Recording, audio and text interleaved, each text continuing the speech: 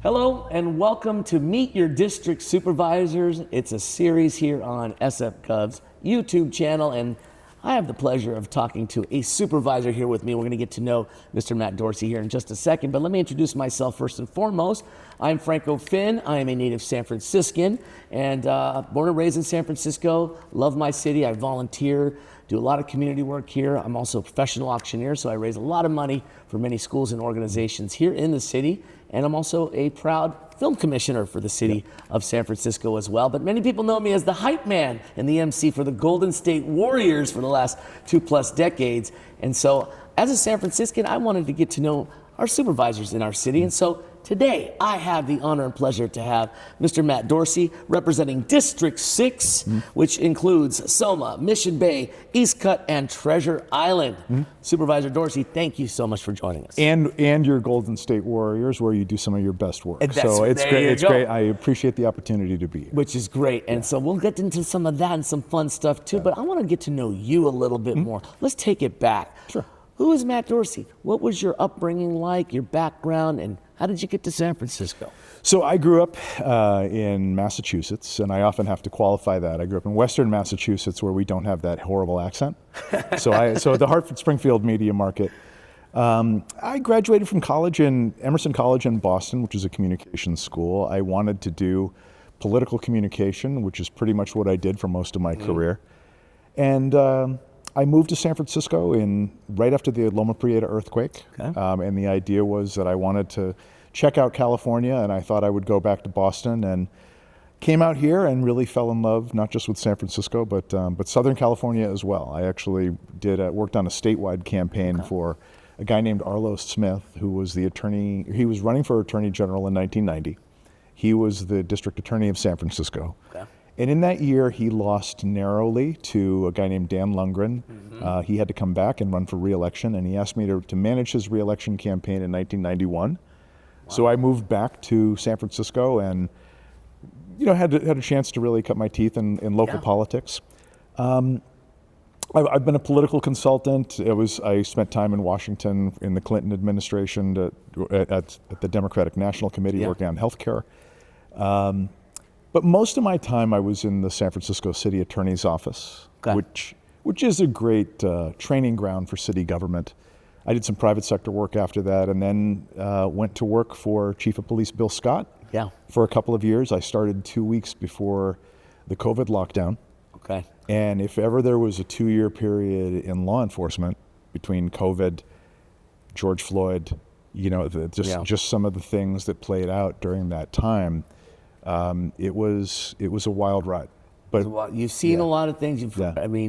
And you're here today representing District 6, which is, we'll get into District 6 and all the great things that your district offers and the work that you're also doing, more importantly, in that. But thank you for sharing your background and how you kind of got into this position here. Talk about some hobbies of yours. I want to kind of warm it up a little bit. Like, what are some of your spare time things that you like to do to get to know you a little bit more? So my favorite thing, I really have come to like running. Now, years ago, I used to do 5Ks inside. That would be my thing when I lived in Washington, D.C. I would do like short runs. Yeah. When I turned 40, I thought, I'm going to try a marathon. So I did. I started doing some marathons. Ended up running 9 marathons.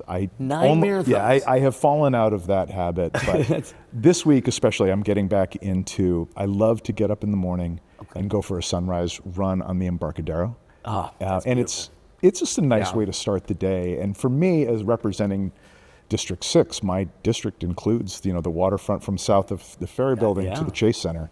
So it's a nice way to check out the condition of my district and get some exercise. And all at the same time. And you're looking at the streets, looking at things going on. Yeah. I'm sure you're thinking about a lot of things as you're running, huh? Yeah. What goes through your mind as you run? That is actually, it's funny because that used to be the thing.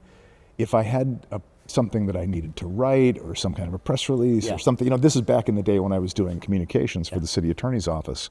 A lot of times I would think, before I sit down at a computer, I got to go out for a run. Just think almost like I'm writing it in my head. But as I get older, I think I've come to appreciate that exercise isn't really about, there was a time in my life, as when I was a young gay man, where it was just about, I want to look good for the beach this summer. Right. that ship has sailed. Yeah. I'm never looking good for the beach again. But now it's just about managing stress, and I sleep better. Good for mental health. Absolutely. And everything. Yeah. I mean, people have other outlets, but running is good. I got to get more into that. The other thing about running in San Francisco is running is the kind of thing that makes you really appreciate what a special city we live in. It really does. You get to see it, and it's just a different set of eyes. You know, those hills, those beautiful vistas.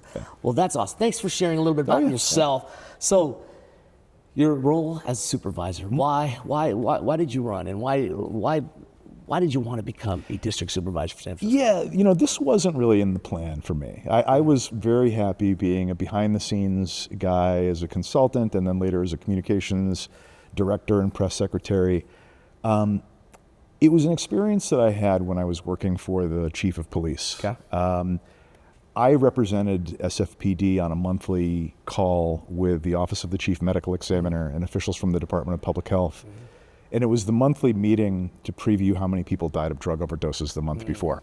Yeah. And during a time when everybody was focused on COVID-19, San Francisco had a public health crisis that was literally twice as deadly in drug overdose deaths. And I'm a recovering drug addict. I have been in recovery for most of my adult life, alcoholism, and then later, I struggled with addiction to crystal methamphetamine and assorted other things. So recovery has played a big role in my life. Yeah. And it was something that just made politics personal to me in a way that it had never been personal before. Yeah. And the day, I also had, during COVID, I had a little setback where I had a relapse. Yeah. The day that I asked Mayor Breed to consider me as her appointee to the Board of Supervisors, I had to acknowledge that on that very day, I was celebrating only 18 months of sobriety. And what I said was, listen, I don't have enough continuous sobriety to be a treasurer in a 12-step program.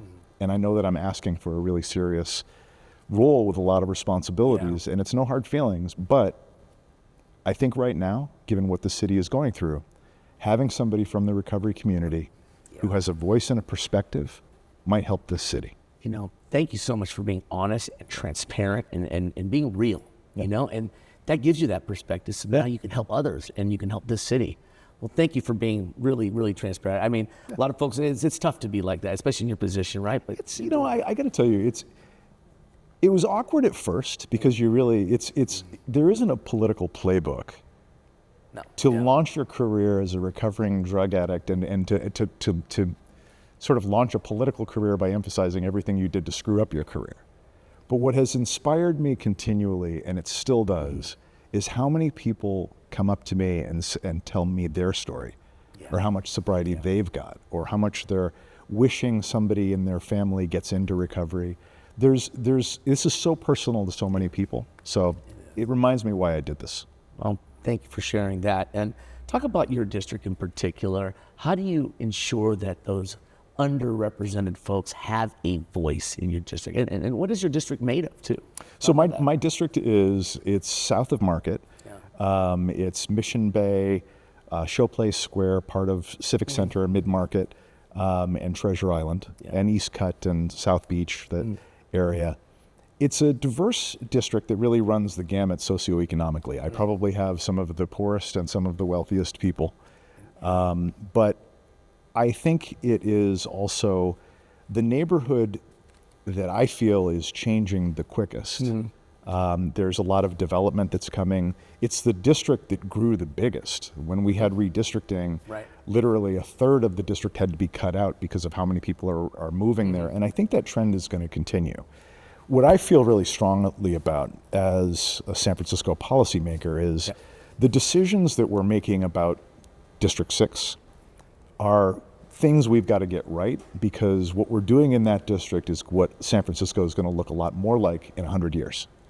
So some of the things that are coming in, like we just announced recently that Hines, which is one of the largest privately held real estate developers in the world, has put a big bet on San Francisco. We're going to have the tallest building outside of New York or Chicago in the United States. So we're going to have bragging rights over Los Angeles finally for the tallest building. That's amazing. But what matters about this is, at a time when there's people who are still doubting San Francisco, here's evidence that somebody's putting a big bet on here, Yeah. and when Heinz does it, they do it right. They were the co-developer of the Salesforce Tower, so Wow.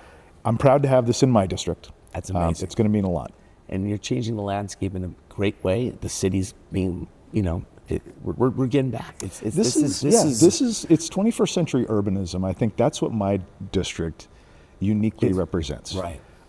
It's where there's office space and vibrant neighborhoods. It's mixed-use communities like Mission Bay, where the Giants are, and where the Warriors play and the Giants play. But they're both neighborhoods that have a lot of residential and restaurants and entertainment and office space. Interestingly enough, the office spaces there, that's where the office vacancy rates are the lowest. Because they're vibrant neighborhoods, and right now we're seeing the tax collections in my district are really carrying much of the city. Wow. So how do you navigate balancing competing interests, especially in your district, when it comes to decisions that affect our city? How do you balance that? How do you put it all together?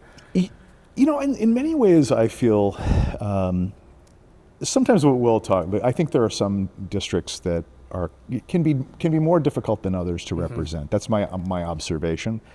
I feel like my district is pretty easy to represent. I would say people appreciate when I was running and I was saying, listen, I am campaigning for this because I want to make drug policy priority number one. I want to make sure that people have the same access to recovery that I had. But at the same time, we need accountability, and we can't continue to tolerate public drug use. And nothing that we're doing to enable public drug use is helping anybody, not our businesses, not our residents, not our economy, not our tourism, but least of all, not anybody who's struggling on the street with an addiction. So it was something that I felt people really understood and embraced across the political spectrum. So I think people know that I'm fighting. I think there's impatience that we're not making progress sooner. Fast enough. But I will also remind people that, it was 2 or 3 years ago when I started, drug dealing was a 24-hour-a-day phenomenon in my neighborhood, on my block. Right there, right. We're making progress, and I think people do acknowledge that. So I think change is coming, and I feel pretty good about it, and I think most people do. Yeah, agreed. What's your approach to making tough decisions? What's your style like, for those who may not know? What is Matt Dorsey? What are you about? How do you approach these issues and policies? So one thing about being in politics is I have worked professionally in it. I was a consultant in 25 different states and worked 25 different 25 states. Wow. I have, and the District of Columbia. I have seen politics from the inside for a long time. I've worked for people here in City Hall. I am grateful that I waited until later in my career to do this, because it's a different. I sometimes think if I had this job in my 20s, I might be plotting my ascent to the White House. When you're doing it, when you do it in your 50s, different priorities, different. It is, and I'm confident in what I want to accomplish. Yeah, I know enough about city government that I'm pretty informed on how to get things done. And hey, never say never, but I'm not really in this to have a long political career. Yeah. I am kind of finishing my career in public service with a chance to give back as an elected official. God bless the people who do have ambitions, because we need them too, and they're some of my friends, and I'm going to support them. Yeah. But my goal is to be the best supervisor I can be for one term at least, and probably two. Well, thank you for all that you're doing right now and continue to do here. It's a tough job. We know this is a tough job. But what does keep you motivated? I mean, you've shared a lot already about your past and how that's affecting you and how you want to affect change now. But what else motivates you? What are your driving forces every day? It is a tough job. I knew what I was signing up for. Yeah. I knew that I was taking the biggest pay cut of my career to do this, and it was fine. Because I wanted the opportunity to make a difference. Yeah. What motivates me, it's really the people I hear from, especially from the recovery community. Yeah. Because it means a lot to them. The nap. There's a story that I tell sometimes about somebody I know from a recovery meeting I go to. Yeah. And we have known each other for many years, and we've seen each other at our worst and best. And I have seen him go through hell and back, and I'm really proud of the journey that he has had in his recovery. Yeah. And I remember that when I was in that meeting, when I was sharing about, hey, I'm interviewing for a job, and this is around the time that I was talking to the mayor about being a supervisor, and I didn't say what job I was interviewing for. And then the news came out that I was the supervisor, and the next meeting I went to, they were all like, that was the job you were interviewing for? Yeah. And the one guy who was my friend in that meeting, he called me afterwards, and it was with more joy that I've ever heard in his voice. And he said, now we've got a seat at the table. And it still kind of makes me emotional. Yeah. Because I realize that there are a lot of people who are working so hard to stay sober and who have been through so much. Yeah. And for them to say, hey, you know what? We just elected a guy who's a recovering drug addict. There's hope for all of us. There's hope for all. Yeah. And that's all we need. It's a little bit of hope. Like it's hope. And I can't take it for granted. That's one other thing too. It's like, I don't have this beat. I got today. Yeah. And then tomorrow I got to get back to work on my recovery and take it just as seriously. Thank you for sharing that. I appreciate it.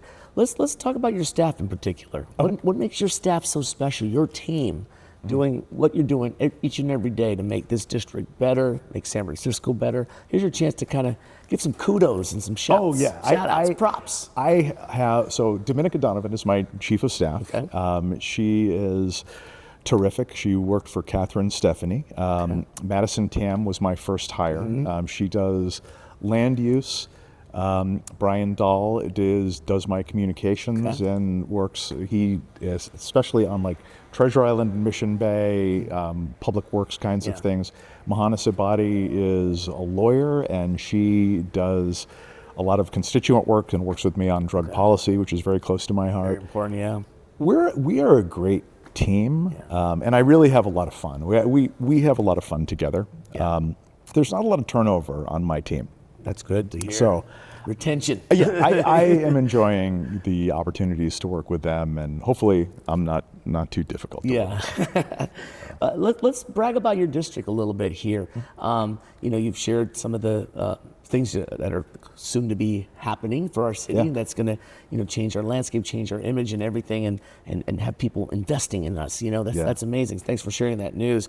But what do you envision in when you're done, when your term is done? Like, what do you want to see? What is San Francisco to you? What would be that epitome of, like, what is San Francisco to others? This new San Francisco, I guess. I feel like San Francisco has been a place that is a destination city for people who want to be their best selves. This obviously there's people who are, natives and fourth generation and all of that, but for many people, this is a place where people came and were accepted when they were rejected in wherever they were from. It's a place where people get to be their best. And I think for people in recovery, that means something. It also means a lot for people in the reentry community, people who are coming out of prison and giving back. That's a community that is very represented in Treasure Island and parts of South. There's a lot of great nonprofits that do great work there. I think San Francisco's DNA is being the city of St. Francis, that everybody's got a second chance. Everybody's got a chance to give back and make a difference. And I'm really excited about what the future holds for San Francisco as a city that is again going to lead the nation's economy with artificial intelligence. High-speed rail and things like that. There's a lot of things that we're working on that probably this generation won't even live to see. High-speed rail, but it'll come. But we are set up to succeed for generations of San Franciscans to come, and it's really going to be based in District 6. I love that. Hope, second chance. Hey, we're a Phoenix Rising too. We're resilient as well, which is great. Thank you so much for that. We're gonna kind of close out with a little bit of fun. I know there's not enough time to get to know some of the things that you're also working on. There's just so many, because it's around the clock, especially for all the work that we have to do for our city. But let's get to the little rapid fire questions that I like to throw in here, just to get to know you a little bit here. 2 choices. I'll give you either this or that, and you just pick whatever comes to mind. You ready? Okay. All right, how about this? Golden Gate Bridge or the Bay Bridge? Bay Bridge. Okay. You more coffee or tea guy? Coffee. Coffee. Okay. Bart or Muni? Muni. How about sunset or sunrise? Sunrise. Oh, I like that. Okay. Yeah. Giants or Warriors? Giants. Okay. We'll give you that. I love both of them. I will say this. Can I tell you a little story about growing up in Boston? It's it's hard to describe how when you're from Massachusetts, that is such part of your DNA. It's like I am a diehard Boston sports fan, but I always said, when the time comes and my chosen home competes with where I'm actually from, my birth home, I'm going to cut the cord with Boston. And years ago, I was at the NFC Championship when the Patriots had just clinched. I loved my Patriots. And I was there for the New York Giants playing the 49ers, and it looked like the 49ers were going to do it. And unfortunately, the Giants won that game, so I was able to root for my Patriots. And it wasn't, do you know when it finally happened? What? It was right after I joined the Board of Supervisors, literally representing the Warriors on the Board of Supervisors. And the Celtics came out of the East, it was very funny because I got on social media, I got on Facebook, and I said, I told that story. Yeah. I've always said I'm cutting the cord with Boston, so goodbye Celtics, go Warriors. And immediately, a guy I haven't talked to in 30 years gets on there and he's like, "You traitor." Hey, that's great. You can't hear the accent on Facebook, but I know exactly how he said it. That's pretty good. Yeah. You know what? You're San Francisco all day now, and so this is it. You're not looking back anymore, right? Yeah. It's all here. That's awesome. A couple more here real quick as we close out. Puppies or kittens? Puppies. And I know we don't have time for it, but you have I'm a dog daddy. You're a dog daddy. I know that. And last but not least, what do you think is the best view in the city? Oh, Treasure Island. So the new Treasure Island, the Pinnacle Park, has a phenomenal view, and it's much like the one, where really nice. Yeah, that's where actually I remember seeing there, and I said, this is where I want to get married, and I actually didn't get married there. I got married when I got married at the Cupid's Bow. Oh, but. I think that park has the best view of the city. I agree too. I just recently discovered that, and I got to tell you, it is breathtaking. It is the best view of the city, indeed. All right, last one. If you had to pick between strawberry, matcha, or vanilla, what flavor would you pick? Vanilla. Well, I got a surprise for you. Oh, okay. Mr. Supervisor Dorsey, I've got Golden Gate Fortune Cookie Company, San Francisco. Oh, that's great. Okay. Well, you said vanilla, so guess what? Grab the vanilla. That's right there. Grab one. Okay. And we're going to make you read that fortune and relate it back to you, your role as a supervisor, whatever it may be, to close us out. What does it say? So I didn't bring my glasses and I can't read this. I'll read it for you then. Hey, being honest there. Someone is looking up to you. Don't let that person down. That's actually very relevant as what you said. I think so. They're looking up to you now. Right? Yeah. You said you're recovering and now you're seeing the other light. So that I think I don't know, I'm not answering this question for you. I like that. It's funny. Although the first thing that went through my mind is I got to go home and walk my dog. Because he looks up to me, and he's got these big puppy eyes where when he looks up at me, it's this thing where you can just melts my heart. That's cute. Okay, that's a good answer, actually. I like that. We'll end with that one because that is very true and very honest. Supervisor Dorsey, thank you so much for joining us here, getting to know a little bit about you. If you want to get to know more about our district supervisors here in San Francisco, you can definitely log on to our YouTube channel for SFGovTV. It's been an honor and pleasure. Thank you so much again for joining us. Thanks, Franco. Thank you. Take care. All right. Bye.